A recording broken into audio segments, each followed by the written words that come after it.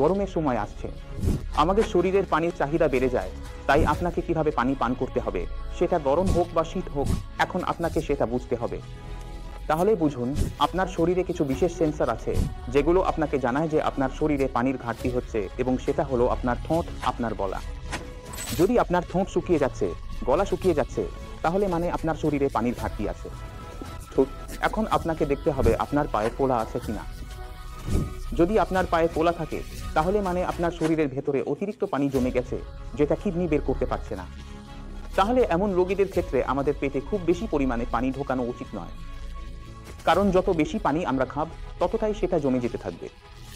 তাই আমাদের এতটুকু পানি খেতে হবে যাতে আমার ঠোঁট আর গলা ভিজে থাকে। তাহলে আমরা কি করি? একবারে আধা কাপ মানে 50 ml পর্যন্ত পানি আমরা একবারে খেতে পারি।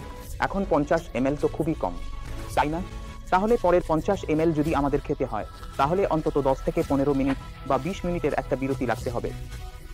20 মিনিট পর আপনি আবার 50 ml নিতে পারেন। যদি আপনার পিপাসা লাগে তাহলে